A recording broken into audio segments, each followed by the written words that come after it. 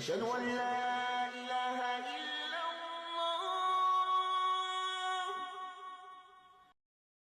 Sa hardin, nakaupo ang dalaga.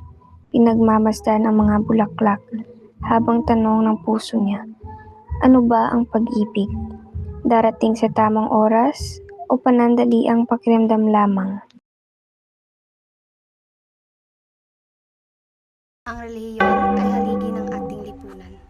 Sa Pilipinas, malaki ang tatlong pananampalataya: Katolisismo, Iglesia ni Cristo, at Islam. Sa isang tahimik na simbahan, lumuhod ang isang binata sa harap ng may kapal.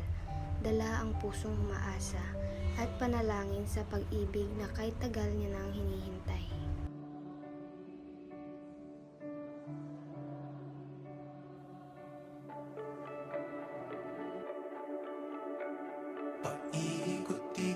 Sa isang tahimik na bayan, nagsalubong ang pananampalataya at pag-ibig sa paraang hindi inaasahan. Sinasadyang mahulog, mahibang, aasa na tayo sa huli. Aaminin ko pa, o baka bigla lang mawala, kung ano mang pumapagitan sa ating dalawa. Naisip mo ba sa mga oras na tayo'y magkasama, kung ano tayo sa buhay ng isa't isa? Paikot-ikot lang, wala nang mailang. Iglesia ni Cristo, liwanag ng pananampalataya, gabay tungo sa kaligtasan.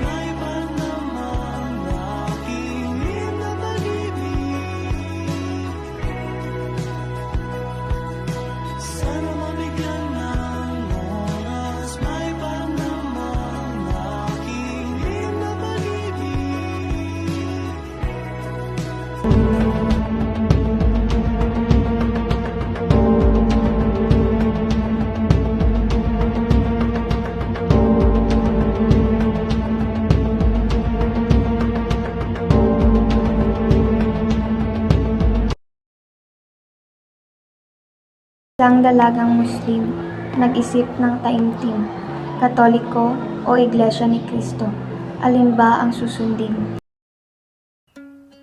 Sa huli, nag-usap ang tatlo ng mahinahon. Walang galit, walang hinanakit, tanging pag-unawa.